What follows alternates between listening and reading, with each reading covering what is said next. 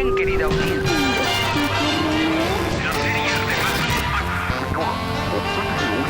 Bienvenidos a este su programa preferido. Al aire las canas con Alex Díaz Romo. Hoy vamos a conocer a una persona que ha hecho con sus manos, con su talento, a través de la cerámica, de la música, de la guitarra, todo un repertorio que representa a Jalisco, que representa a México. Es un embajador en todo el mundo del arte popular. Vamos a conocer al maestro, al gran maestro, Paco Padilla. Acompáñenme, se van a sorprender. Soy Alejandro Díaz Romo y esto es Al aire las canas. Muchas gracias, los saludo con mucho cariño. Yo soy Paco Padilla, soy alfarero por herencia desde que nací, segunda generación, y cantautor con una trayectoria de 51 años como profesionalmente dedicándome a esto, ¿no?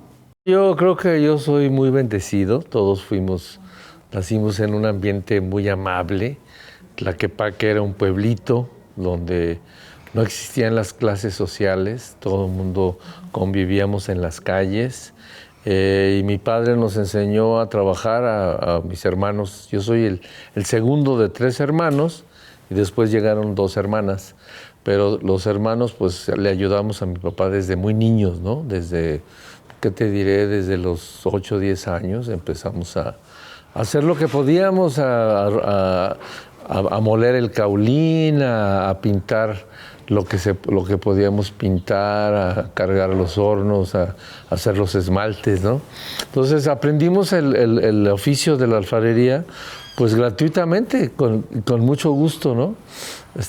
Mi padre era de San Juan de los Lagos, mi madre de la ciudad de Guanajuato y la verdad pues yo lo recuerdo con puras bendiciones, ¿no? Con una bondad infinita para con nosotros, muy preocupados por nuestro futuro. Todos nosotros pudimos estudiar una licenciatura y al mismo tiempo trabajamos en los quehaceres principalmente del taller, pero mi mamá fue muy puntual en hacernos responsables de los quehaceres domésticos, ¿no? Como que no había preferencias entre las hermanas y los hermanos.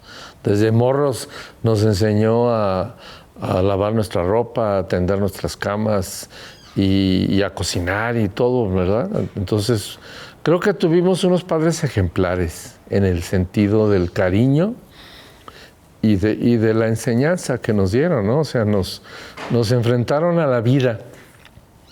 Y mi padre era un poquito temeroso con las cuestiones de los peligros de la calle. Y mi madre todo lo contrario, ella decía, si vamos a confiar en Dios, no nos tiene que pasar nada. Entonces, desde muy chicos empezamos a viajar. Yo tuve una invitación, por ejemplo, a mis 14 años, a conocer Los Ángeles con unas personas desconocidas. Y mi mamá se aferró a que me fuera, porque decía, de estas oportunidades no hay todos los días. Y todos hicimos muchos viajes, todos nos bendijeron. Yo pues desde 14 años me fui solo a Los Ángeles en el tren y luego pasar por Nogales y el tomar el Greyhound. Entonces pues eso te da muchas tablas, ¿no? Yo también, después mis hermanos siguieron esa ruta, pero yo fui el primero. Y después, yo estudié ingeniería química, pero yo creo que en la prepa y estando en la facultad, pues trabajábamos un chorro. Yo era malo para comer, casi nada me gustaba, pero sí me gustaba mucho el arroz y los frijoles. Ni la carne ni las verduras de morro me gustaban, te lo digo. Ahora ya me encanta todo, ¿eh? Pero yo era feliz con un plato de frijoles de loya y un plato de arroz, ¿no? Y Y pues la verdad nos enseñaron a comer todo. Yo lo que más recuerdo lo que menos me gustaba eran las tortitas de papa capeadas. Ay, joder, las odiaba, ¿no? Pero en general nos obligaron a comer. No te paras de la mesa hasta que termines. Y chin, pues ahí te quedabas súper rato. Pero sí, bueno, yo recordaba, mi papá tuvo muchos fracasos en el taller. Tuvo que trabajar trabajó en la Pepsi-Cola y luego trabajó en la distribuidora Rambler. Y me acuerdo que de repente llegaba así con jamón, ¿no? Ay, pues era una fiesta, ¿no? Que llegara con chuletas o con jamón, pues era otra alimentación, ¿no? Y a él le daba también mucha alegría poder llegar, las compraba en el Torito de Zapotlanejo. Y como que de eso me acuerdo, padre, del jamón y de las chuletas. Recibimos una enseñanza con mucha autoridad, pero con mucho amor, ¿no? Entonces, creo que fue muy bueno porque, o sea, todos seguimos el camino de la cerámica, ¿me entiendes? Cosa que mi papá no quería. Mi papá no quería que fuéramos alfareros, porque él estuvo en una época muy difícil, donde había mucha competencia. En este barrio había como 10 talleres. Y luego las alfarerías explotaban mucho a los artesanos, ¿no? Los dueños de los negocios principales aquí en el centro de Tlaquepaque. Entonces mi papá sufría mucho porque no le pagaban lo justo, le changueaban sus diseños. Él hacía unos diseños, pues yo creo que fue mucho más talentoso que cualquiera de nosotros, ¿no?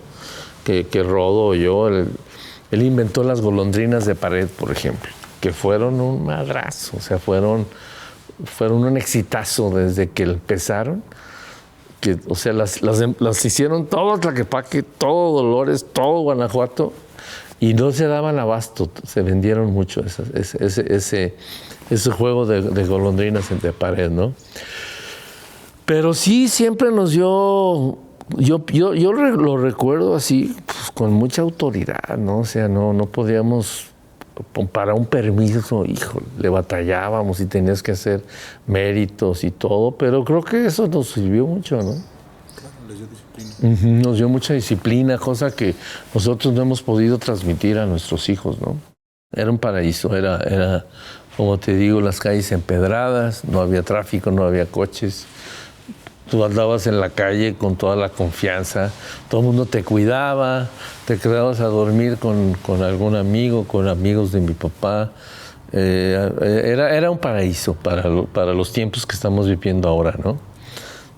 No había posiblemente así como mucha bonanza, pero la cosa que yo más recuerdo es que los amigos éramos de diferentes clases sociales y todos jugábamos lo mismo, ¿me entiendes? Yo me acuerdo, con todo respeto, que aquí enfrente vivían unas gentes con muchas carencias económicas, que yo veía que mi mamá les servía de comer a mis amigos porque de repente no tenían que comer. Y de repente nuestros otros vecinos eran los más riquillos del pueblo. Y todos convivíamos y jugábamos, ¿no? Era un ambiente que a nosotros nos sirvió mucho para poder apreciar la amistad sin pensar en un interés, ¿no? Sí, no había clases sociales en Tlaquepaque. No, pues jugábamos desde chinchilegua y béisbol en la calle, fútbol, nos íbamos al jardín. Desde muy chicos andábamos mucho en el patín del diablo, por ejemplo. Mi hermano tenía un patín que lo cuidaba mucho y andábamos por todos lados, ¿no? Pues teníamos radio, pero la televisión llegó por los 60, ¿no? Yo creo que la televisión llegó a nuestra casa como cuando yo tenía unos 12, 13 años. Recuerdo que los primeros programas chidos, pues, por ejemplo, la Serie Mundial del 62, pues la fuimos a ver aquí con un vecino, ¿no? Yankees contra Cardenales. Recuerdo hasta el orden al bat de los Yankees, ¿no? No me digas. Sí. A ver. Pues el primera base era el shortstop, Feelings. Luego el Joe Pepitone era el primera base, Bobby Richardson. Luego estaban los jardineros, eran Roger Maris, Mickey Mantle y Tom Tresh. Y el catcher era Yogi Berra, jugadores emblemáticos, ¿no? Pues desde entonces yo le voy a los Yankees. Tenía 10, 11 años, ¿no? Yo soy más taurino que otra cosa. O sea, lo que más... También por parte de mi padre recibimos la herencia de la fiesta brava. Desde niños nos llevaba a fuerza a los toros, porque era como lo que a él más le gustaba, pero además la promoción era damas y niños en sol gratis. Entonces él pagaba un boleto y nos íbamos toda la familia a los toros, ¿no? Y nos gustó mucho. Hasta la fecha sigo siendo un aficionado de primera de los toros. Pues recuerdo mucho toda la gente que iba, ¿no? El barrio de San Juan de Dios, donde estaba la Plaza del Progreso, la emoción de cruzar. Me acuerdo que para llegar había un callejón a sol que olía a miados por siempre, pero era muy emocionante que llegaras y ver el paseillo y los trajes de los toreros, ¿no? Me imagino que están ustedes, igual que yo, disfrutando esta gran charla. No se vayan. Regresamos. Sigamos conociendo al maestro Paco Padilla. Esto es Al Aire las Canas. Al aire las canas.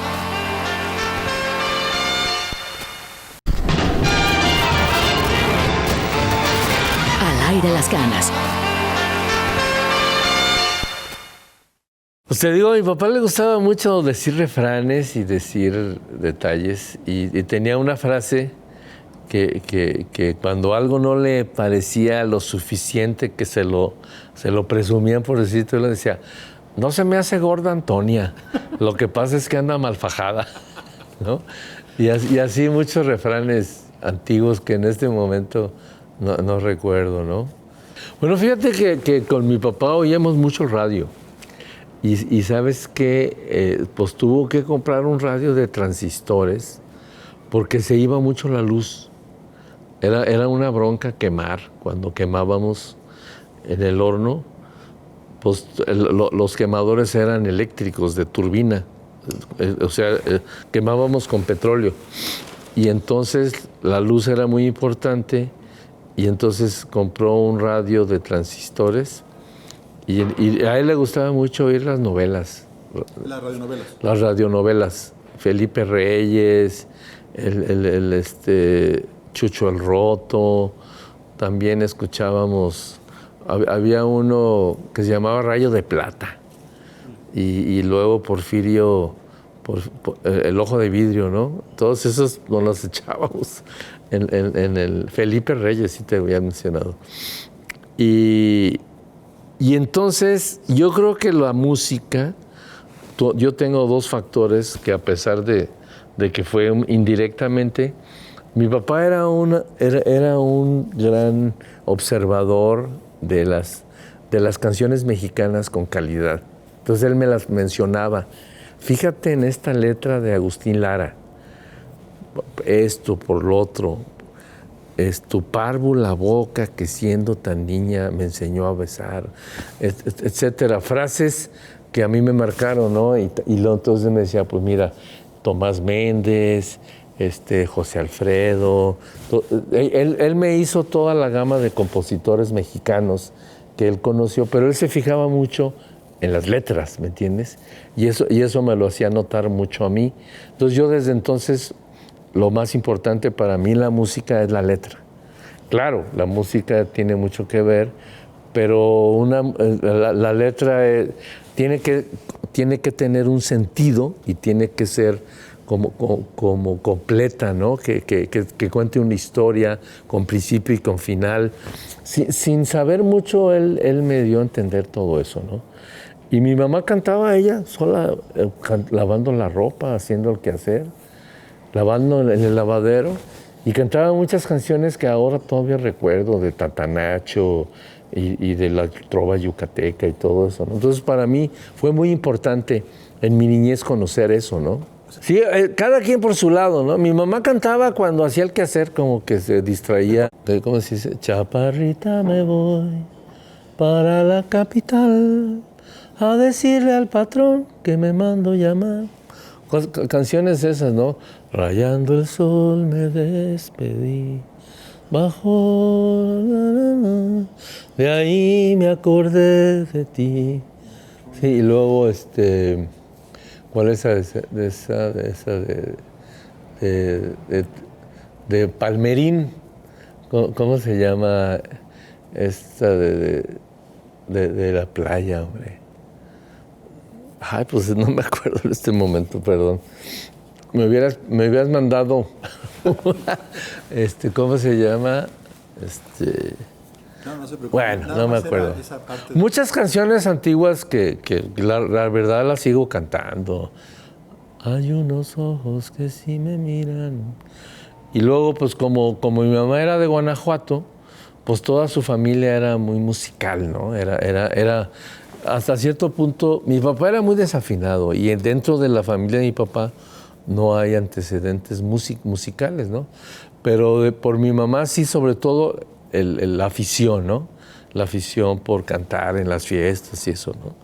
Yo creo que es un don que ni siquiera lo pensaste, ¿no? O sea, yo me acuerdo que en la prepa, yo estudié la vocacional. Tuve unos compañeros y obviamente en ese momento pues cantábamos rock, ¿no? O sea, los Beatles estaban en su auge. O sea, yo hice la prepa del 65 al 67, ¿no? Entonces me acuerdo cuando salió el disco blanco y el Magical Mystery Tour y todo el rollo de Paul McCartney y todo, o sea, una estrategia impresionante, ¿no? Comercial para atraerte, ¿no? Los grupos como los Bee Gees, los Rolling Stones y luego el movimiento de los hippies de San Francisco, del Fillmore Auditorium, donde surgió Santana y todos esos grupos, ¿no? Yo lo seguí muy de cerca. Entonces yo me juntaba a cantar con mis compañeros y autodidacta empecé a tocar la guitarra, ¿no? Tocando esas canciones. Pero inmediatamente, paralelo, yo cantaba en el coro de la iglesia de aquí de Tlaquepaque y entonces hubo un concurso de canciones entre los diferentes grupos juveniles de las diócesis de aquí de la zona metropolitana y pues yo luego empecé a hacer canciones, ¿me entiendes? Como una cosa natural y pues se me dio con facilidad hasta cierto punto y yo creo que mi primer canción la compuse a los 14, 15 años, que fue precisamente para esos encuentros juveniles, ¿no? Y luego ya entrando a la facultad, pues empecé a tocar. Yo tuve que tomar una decisión importante en mi vida. Ya estando como rockero, me invitaron a representar la ópera Tommy, que es una ópera de los Who, un grupo inglés de los 60s. Entonces a mí me llegó así como el madrazo de decir, pues, ¿qué estoy haciendo yo con los ingleses? Y en ese momento dejé de escuchar música en inglés y empecé a escuchar pura música en español, a conocer a los compositores sudamericanos como Atahualpa Yupanqui, Horacio Guaraní, Daniel Biglietti y la trova cubana que fue posterior. A los españoles, ¿no? A Serrat, a Raymond, a todos esos cuates que estaban diciendo cosas que me pertenecían mucho más, ¿no? O sea, es increíble, pero hay una gran calidad de esos compositores. Es un movimiento, pues, socialmente importante, que hasta la fecha vale la pena recalcar. Y luego conocí a Óscar Chávez. Óscar Chávez, un cantautor mexicano que yo a veces, ¿no sabes quién es Óscar Chávez? No, pues es un cuate que para mí fue importantísimo, ¿no? Y él empezó desenterrando canciones antiguas mexicanas con un equipo de gentes antropólogos y tiene una colección importantísima de música de la colonia y de música de la independencia y música anterior a la revolución, ¿no? Y entonces eso me cautivó mucho.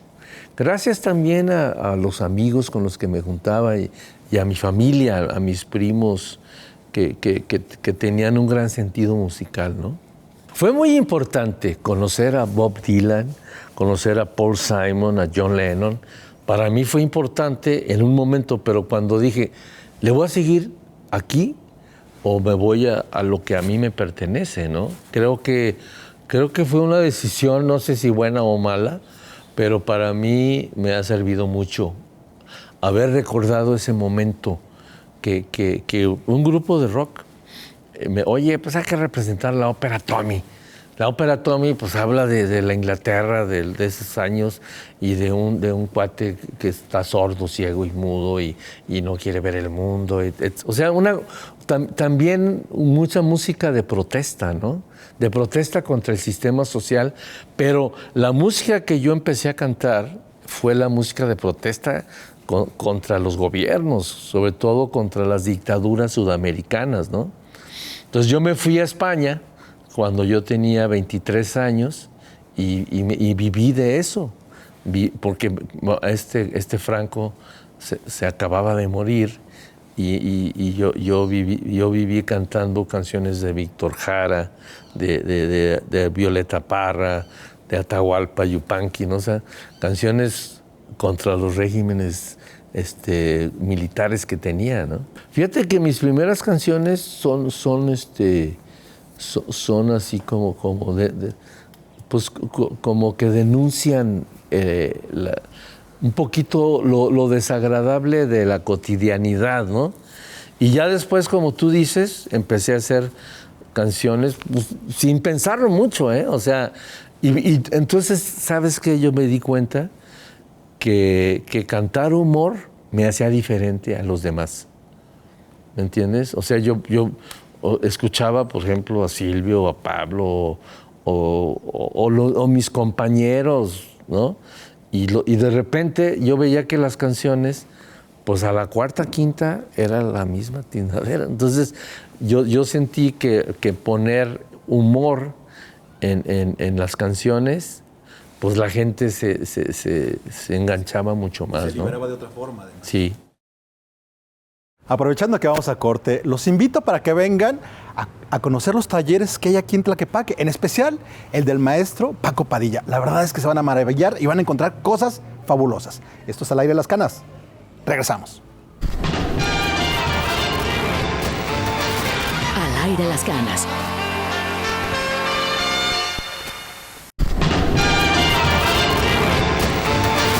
Al aire las canas. Como te decía, yo empecé a componer canciones, pero mi repertorio era muy plural, ¿no? O sea, bueno, yo en ese tiempo pues viajé mucho, ¿no? Viví más de un año en España y viví más de un año en Italia después. Entonces yo vivía de la música, o sea, me mantenía cantando en las calles o en cafés o en bares, ¿no? Y en Italia fue más difícil. Entonces yo empecé a aprenderme canciones, por ejemplo, de Los Panchos, de música que a mí no me gustaba, te lo digo en serio, porque a mi papá le gustaban, pero a mí no. Y entonces hubo un momento en que siguiendo componiendo, a las estampas cotidianas que yo tenía, por ejemplo, le hice la canción a los guaraches, a la vendedora de floras, al alfarero que trabajaba en los talleres de por aquí. Como un testigo, ¿me entiendes? Como un testigo musical. De repente tuve la propuesta de Alberto Escobar para hacer el grupo Tierra Mojada. Entonces, Tierra Mojada, hicimos un taller de composición donde surgieron varias canciones y entre ellas Coincidir, pero en la cual yo no participé personalmente, pero hicimos cerca de 15 canciones que seleccionamos, no sé si 10 o 12 para hacer el disco. Y ese grupo pegó muchísimo, o sea, no esperábamos el éxito que tuvimos, ¿no? Pues mira, fue el momento definitivamente donde la gente requería lo que te estoy platicando, de estar escuchando música en inglés, requería una identidad personal. Entonces, el grupo Tierra Mojada compuso todas las canciones con referente a Guadalajara, a los personajes que veíamos en la calle, Llueve, Jícama con limón, que es un puesto de frutas. Y entonces ese disco fue una cosa inesperada, el éxito, ¿no? Tuvimos ofertas de irnos a México a grabar y trabajar con Televisa y Melody y M Records nos ofrecieron grabar nuestras canciones. Yo la verdad tenía que sacrificar mucho, ¿no? Yo ya estaba casado, ya tenía una niña, estaba empezando con mi taller. No podía yo irme a México a la aventura a ver cómo te iba a ir, ¿no? O sea, no teníamos tampoco la seguridad de que íbamos a pegar, etcétera, ¿no? Entonces decidimos, Alberto Escobar y Juan Carlos Ramírez, que eran como los que iban diciendo la dirección que íbamos a tomar, decidieron lanzarme como solista a mí. Entonces, ellos patrocinaron ese disco. Ellos dijeron, pues tú tienes que grabar un disco de tus canciones, hablando de Tlaquepaque, hablando de los alfareros, pues ponte a componer, pues órale. Y ya que compuse, ellos también patrocinaron también económicamente, pero más que nada me dirigieron qué es lo que tenía que hacer. Y este disco surgió en el año 89, La historia de un bonito lugar. Yo creo que este disco tiene mucho que decir, pero no consiguió un estilo musical definido, ¿no? Estaba un poquito revuelto. Y así siguieron 2, 3 discos un poquito confusos en el estilo musical, pero muy definidos en el mensaje social y sobre todo lo que yo creo que yo soy, ¿no? Un testigo musical de este tiempo. Si alguien dentro de 200 años oye a La Cola, dice, ¿cómo que compraban tortillas haciendo cola? ¿No? Por decirte algo, ¿no? O sea, un testigo de lo que sucede y que de repente va cambiando, ¿no? Y de repente de los personajes, o de Graviela, la niña que vende chicles en un semáforo. Yo trato de retratar este México que me ha tocado vivir, ¿no? Más que un elemento de mucha calidad musical o literaria, ¿no? Hemos cantado en escuelas, en pueblos de Noruega, hemos cantado, ¿cómo decirte?, en Brasil, en Argentina, en Holanda.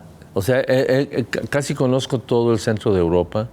Hicimos una gira por Alemania, el norte de Alemania, Bremen y Hamburgo, todo eso, con un exitazo, ¿me entiendes?, de la gente ávida de conocer cosas diferentes, ¿no? Obviamente, pues muy a nivel personal, ¿no? O sea, nunca hemos sido contratados. Después de lo de Tierra Mojada, a mí me ofrecieron grabar un disco, pero me ponían muchas condiciones, ¿no? Me ponían sobre todo, a ver, los guaraches van para atrás, o sea, como un cantante con guaraches, no mames. O sea, entonces dije, pues, ¿sabes qué es lo que es mi identidad? O sea, y ahora vas a grabar esta canción y vamos a combinar una de estos compositores y esto. Entonces yo dije, no, ¿sabes qué? Pues prefiero yo seguir con mi taller de cerámica y cantar lo que a mí me parece, que afortunadamente no dependía musicalmente para sobrevivir, ¿me entiendes?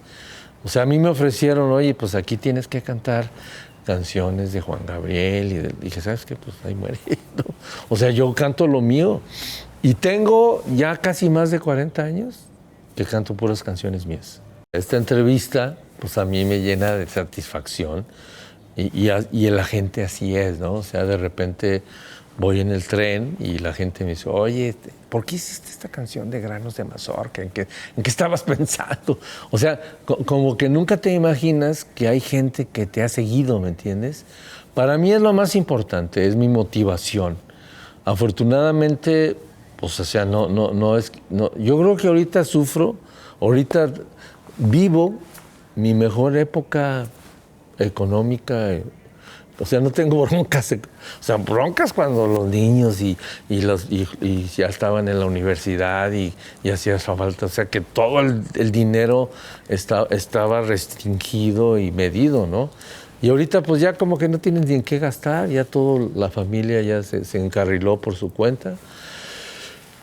Pero en ese tiempo pues era importante sobrevivir, ¿no? Entonces sí había que dedicarte más a las cosas que te dejaban dinero, ¿no? Pero yo hice giras muy buenas, gané dinero cantando, ¿me entiendes? En el año 2000 y todo lo vendía yo al gobierno. O sea, el gobierno es mi mejor cliente, ¿no? Las secretarías de cultura, la UDG me apoyó mucho en muchos momentos, ¿me entiendes? Yo iba a cantar, yo daba 60, 70 conciertos con la universidad en diferentes lugares por año, ¿no? En el año 2010 dimos 170 conciertos en un año con un proyecto que hicimos sobre el Bicentenario, ¿no? Imagínate, o sea, económicamente nos fue bien. Y yo manejo un grupo. O sea, yo creo que a partir de mi quinto, o sea, llevo 13 discos grabados con diferentes canciones. A partir del quinto disco, que fue Atando Cabos, gracias a Pepe Quesada y a Fernando Quintana, dos excelentes músicos, no son tapatíos, pero son aquí se desarrollaron. Encontré mi estilo musical, ¿no? Mi estilo musical es una combinación del mariachi. O sea, yo en mi grupo tengo guitarrón, vihuela y violín, combinados con pianos, guitarras, troveras, pero con percusiones prehispánicas. Y desde entonces, todos mis discos, Atando Cabos, el del Calandriero, Relámpagos del Alma, siempre retratando las imágenes jaliscienses, ¿me entiendes? Enalteciendo las costumbres, a Juan Rulfo, hicimos un disco con poemas de escritores jaliscienses, luego surgió el disco del Bicentenario, que fue Ombligo de Luna, luego hicimos uno también En el año 2010 grabamos un disco cada año. La neta, nadie se imagina el trabajo. Por ejemplo, Juan Luis Guerra o Jorge Drexler, cantautores que yo admiro, sacan un disco cada 5 años. Yo saqué uno cada año. Y con un equipo de gente, y componiendo, y corrigiendo, y pues muy apasionante. O sea, creo que lo más importante a tu pregunta es que me encanta componer y poner, pensar en un arreglo cuando estás componiendo. Ay, aquí traía padrísimo un tambor tarahumara, ¿no? Así enalteciendo esto que estoy diciendo, lo que sea, ¿no? Oigan, aprovecho para que en esta pausa entren a su celular y hagamos juntos conversación con el hashtag Al Aire Las Canas. Y aprovecho para invitarles, si conocen a algún adulto mayor de interés, que nos lo hagan saber y lo contactamos. Regresamos. Al Aire Las Canas. Así como institucional en los aniversarios de Guadalajara, en las fiestas patrias, Paco Padilla, y entonces yo trataba de llevar espectáculos diferentes, ¿no? Con ballets contemporáneos, con ballets folclóricos, con una fusión de mariachis o músicos diferentes. Y de repente, pues empezaron a contratar a Pepe Aguilar y a las bandas y a otro tipo de... donde era el espacio para mostrar una música que no fuera comercial, ¿me entiendes? Ellos lo que querían era... Entonces ahorita nos cuesta mucho trabajo conseguir presupuestos oficiales para promocionar nuestra música, porque la intención de los gobiernos es continuar en el poder y que la gente siga votando por ellos y la mayoría de la gente que pues sabemos que tiene un tipo de música, tiene un gusto de un tipo de música que si no conoce otra cosa, pues se va sobre de eso. Entonces, a mí sí me hace muy padre que de repente ves a gente muy humilde, con poca educación, que ella se mantuvo con nuestra música, ¿no? Y además, sabes que durante mucho tiempo Televisa me invitaba a un noticiero con Miguel Ángel Collado, que yo decía, ¿qué estoy haciendo aquí? O sea, pasaban las noticias amarillistas y luego las noticias de los espectáculos y que la banda y que, o sea, puros... Y luego yo cantaba y la gente se fijaba en lo que yo decía, ¿me entiendes? Porque me lo hacían saber. Entonces, cuando dejé de ir, pues mucha gente me reclama, oye, ¿por qué ya no vas? Pues es que ya no me invitan. Así de fácil, ¿no? Pues fíjate que no ha sido, pues sí te ves más mermado, ¿no? O sea, más que nada, hijo, pues ahorita todavía la libro, pero, por ejemplo, en mayo tengo una gira en España, ¿no? Y tengo un proyecto bien bonito, un sueño.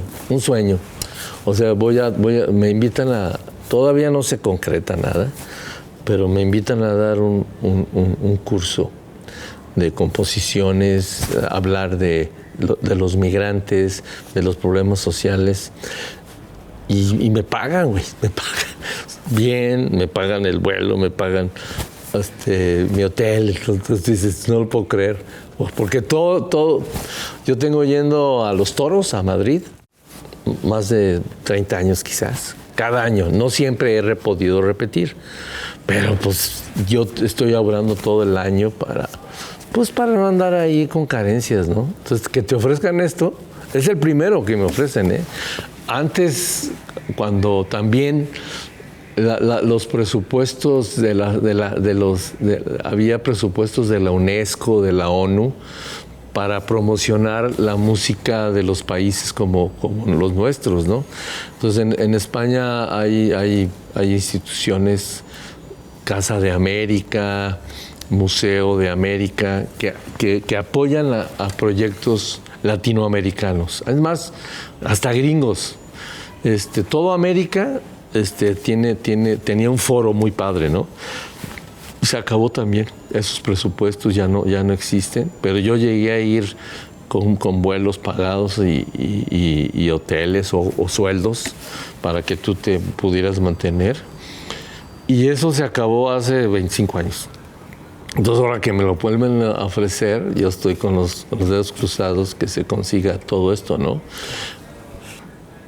Pues se llamaría Qué alegría, o algo así, ¿no? O sea, me considero muy afortunado. Creo que la vida me ha sonreído siempre.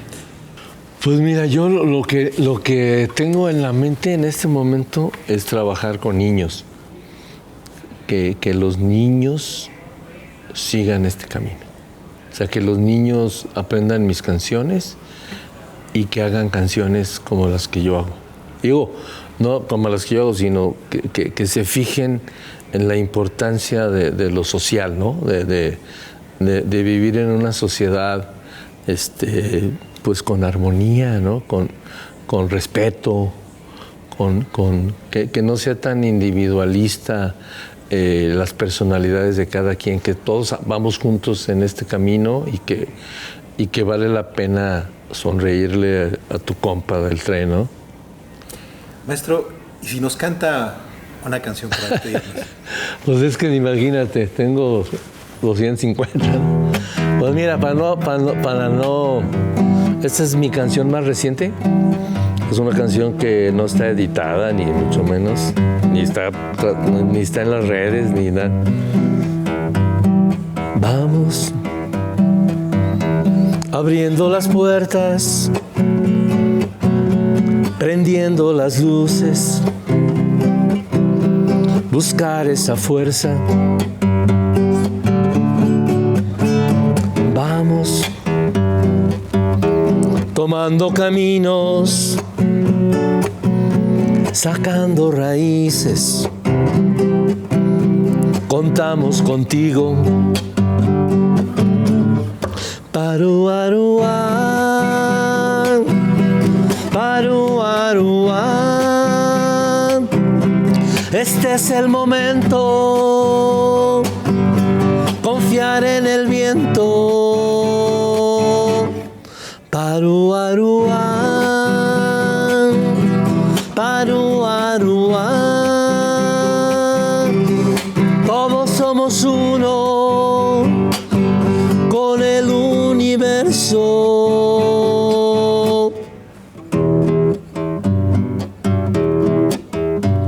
Vamos tocando el silencio,